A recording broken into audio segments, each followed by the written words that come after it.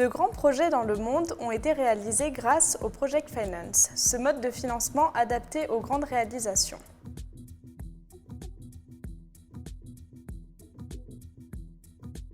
Ils peuvent s'inscrire dans le domaine de l'industrie, des ressources naturelles ou encore des grandes infrastructures publiques.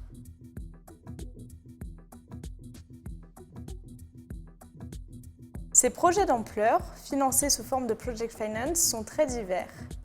Ils sont cependant liés par des principes communs. Le financement en Project Finance s'oppose au financement corporate. Dans un financement type corporate, l'entreprise fait appel à une banque qui lui exigera, en fonction du risque et du coût du projet, diverses garanties telles que la caution personnelle, l'hypothèque, le nantissement de titres financiers, le gage sur équipement. Enfin, la banque demande à la société mère un apport en fonds propres d'en moyenne 1/3 du montant total du projet. Si toutes ces conditions sont remplies, alors la banque prête les liquidités directement à l'entreprise porteuse du projet. La banque ayant garanti son prêt, elle n'a pas à intervenir dans la gestion du projet. C'est le cas du financement CMT en Algérie par exemple. L'entreprise gérera donc l'argent prêté de manière indépendante. Elle l'utilisera pour financer son projet, mais elle pourra aussi s'en servir pour financer d'autres activités. Les diverses activités de l'entreprise vont générer des revenus. L'entreprise porteuse du projet pourra alors rembourser le prêt à la banque sur une période en général inférieure à 15 ans. En cas d'échec du projet financé par la banque, ce sont l'ensemble des autres activités de la société qui vont générer des revenus et permettre de rembourser le prêt contracté pour le projet. Si la société n'est pas capable de rembourser le prêt contracté, alors on parle de défaut de remboursement. La banque pourra avoir recours contre la société mère et exercera ses garanties, ce qui lui permettra de se rémunérer. Étudions à présent le montage financier du type Project Finance. Le Project Finance est un type de financement spécialement pensé et adapté à la réalisation de projets d'ampleur. Il s'agit d'un financement à recours limité où les banques se rémunèrent exclusivement sur les cash flows générés par le projet, c'est-à-dire que les banques s'exposent au risque d'échec du projet. Dans un financement de type Project Finance, une société indépendante, appelée société de projet, nous l'appellerons Special Purpose Vehicle, SPV, créée par la ou les entreprises porteuses du projet, appelées dans ce cas sponsor. L'unique objet de cette SPV est le financement et l'exploitation du projet. La SPV et les sponsors sont bien distincts. C'est uniquement la SPV qui supportera tous les risques liés au projet.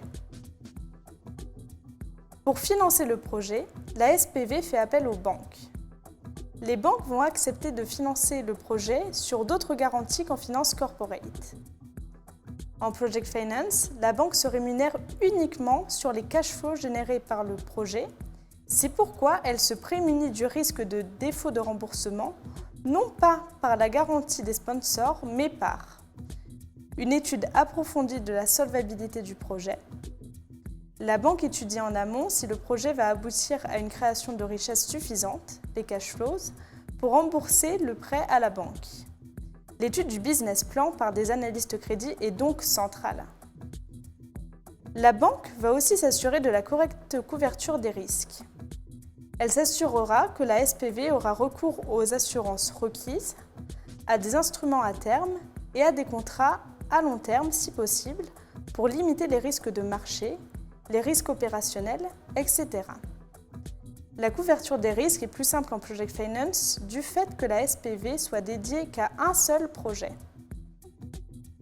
La banque devient aussi une réelle partie prenante du projet dès la réalisation du business plan.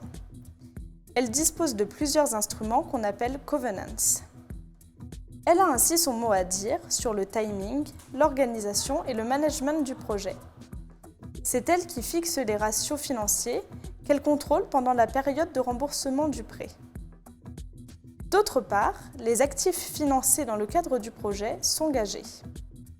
Enfin, la banque demande au sponsor un apport en fonds propres variant de 5% à 20% du montant total du projet.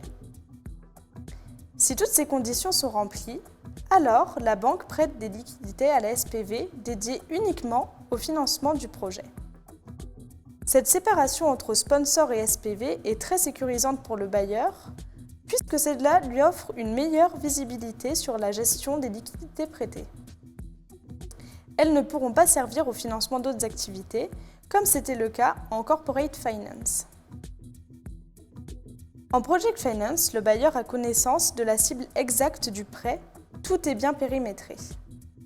En Project Finance, ce sont uniquement les revenus générés par le projet, les cash flows, qui assurent le remboursement bancaire. D'où l'importance de l'étude du business plan, des covenants et de la couverture des risques. La SPV remboursera le prêt contracté avec une rémunération plus importante qu'en finance corporate sur 15 à 30 ans ou plus après la période de construction. En cas de cash flows générés moindre que prévu et donc de défaut de remboursement, les prêteurs ne pourront pas se retourner vers les sponsors du projet puisque tous les risques sont supportés uniquement par la SPV. C'est pourquoi on dit que le Project Finance est un financement à recours limité. Bien sûr, le niveau de recours dépend des négociations préalables entre les prêteurs et les sponsors. Choisir le Project Finance pour financer les grands projets présente de nombreux avantages, que ce soit pour les banques ou pour les entreprises porteuses du projet. Un montage financier type Project Finance permet aux banques de générer des revenus supérieurs au financement corporate, devenir de véritables parties prenantes du projet. En Project Finance, les banques ont en effet plus de leviers pour contrôler le management du projet et limiter les risques de non-recouvrement des créances. Le Project Finance permet aux entreprises de faire porter l'essentiel des risques du projet à la SPV, optimiser les retours sur fonds propres grâce à un effet de levier plus élevé qu'en financement corporate, puisqu'en Project Finance, le volume de la dette est plus élevé. Enfin, déconsolider le montant de la dette de son propre bilan. Le Project Finance présente surtout l'avantage, tant pour les entreprises que pour les banques, d'être un outil de discipline efficace. En effet, en Project Finance, les délais, les budgets et la qualité sont encadrés dans des contrats. Pour que le financement en Project Finance présente ses avantages, il faut que le projet soit bien structuré et géré. Tous les acteurs intervenant dans le projet doivent être clairement identifiés dès le début afin de limiter et d'allouer les différents risques. Les sponsors sont les actionnaires de la société de projet et les initiateurs du projet. Ils peuvent être plusieurs à s'associer pour mettre en place le projet. Ils créent alors une société indépendante dédiée uniquement au financement et à l'exploitation du projet, comme nous l'avons vu. Il s'agit de la SPV. Le projet peut ensuite se scinder en deux parties chronologiques, la construction et l'exploitation. Dans la phase de construction, on retrouve le constructeur, qui est la société en charge de la réalisation de l'infrastructure et de l'ouvrage destiné à réaliser le projet. Le prêteur, il s'agit de la banque qui finance le projet. Mais en Project Finance, les banques ne sont pas de simples prêteurs, mais de réelles parties prenantes du projet. Dans la phase d'exploitation interviennent l'opérateur, qui est la société retenue pour la partie exploitation du projet. Le choix d'un acteur de qualité pour l'exploitation est indispensable, car si l'exploitation n'est pas correctement assurée, cela pourrait conduire à des cash flows plus bas que prévu.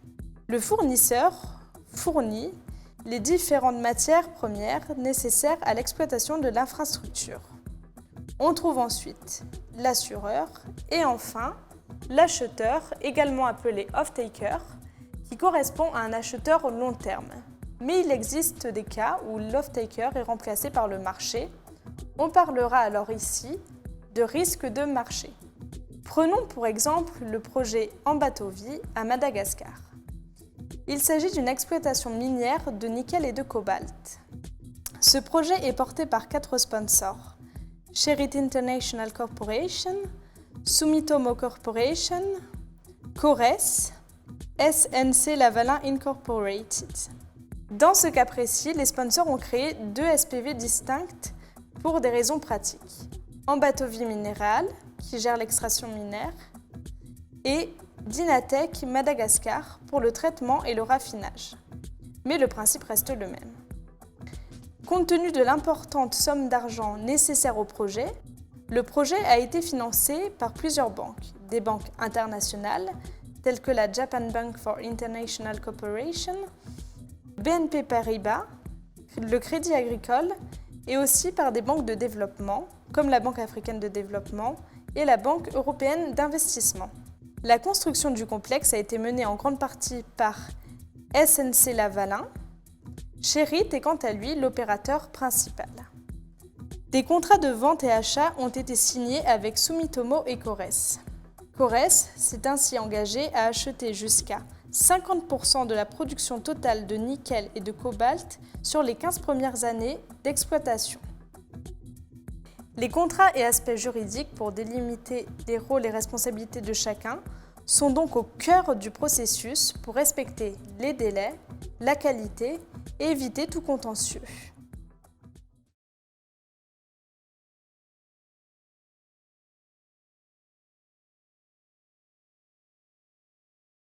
De notre point de vue, le montage d'un financement de projet comporte 3 étapes.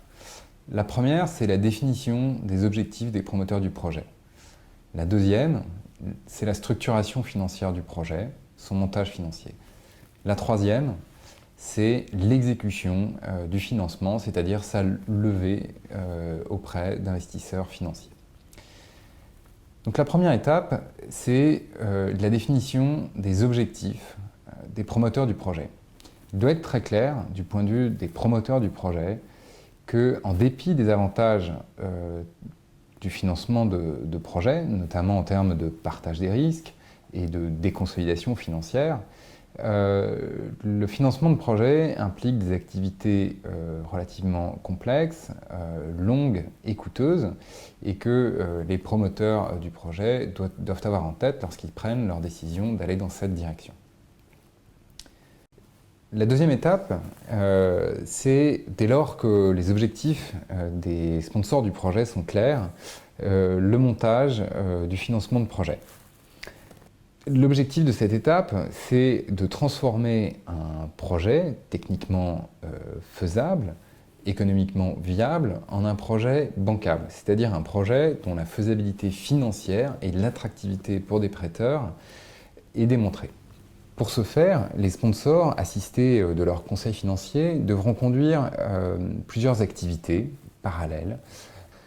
La première, c'est une revue exhaustive des études qui auront été produites sur le projet, études techniques, juridiques, contractuelles, environnementales et sociales, pour comprendre parfaitement l'environnement dans lequel se déroulera le projet.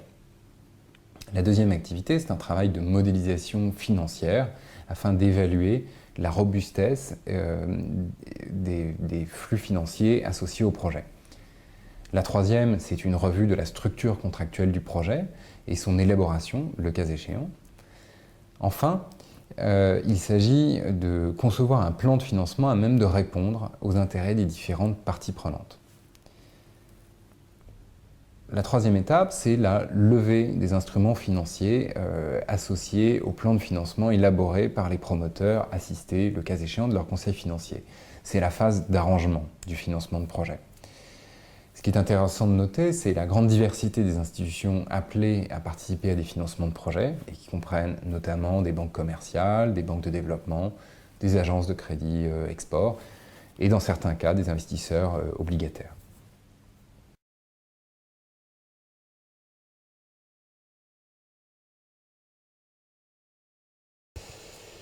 L'enjeu principal attaché à un modèle financier dans le cadre d'un financement de projet, c'est qu'il doit être le meilleur reflet des risques associés à l'endettement de cette société de projet. L'endettement de cette société de projet étant justifié principalement, voire exclusivement, par la prévisibilité des cash flows de la société de projet. Aussi, la construction du modèle financier d'une société de projet implique une compréhension très fine du modèle d'affaires de cette société, des enjeux techniques qui lui sont associés, de son environnement contractuel, de son environnement juridique, de son environnement fiscal, de nature à assurer une compréhension très fine des éléments qui pourraient affecter l'évolution des flux de trésorerie dans le futur. Donc les promoteurs du projet devront donc construire un modèle financier qui reflète au mieux ces différents éléments et permettre de maximiser au final la dette qui sera levée par la société de projet, tout en protégeant les intérêts des différentes parties prenantes, notamment des parties financières. À cet effet, il conviendra donc de tester la robustesse des cash flows et leur capacité à porter la dette de la société de projet dans des situations dégradées. Les promoteurs du projet doivent donc s'efforcer de modéliser de façon très fine ces différents éléments pour que l'endettement de la société de projet soit maximisé et que les intérêts des différentes parties prenantes soient protégés dans différents scénarios. Il conviendra notamment de tester la robustesse de ces cash flows et leur capacité à soutenir la dette de la société de projet dans des environnements dégradés.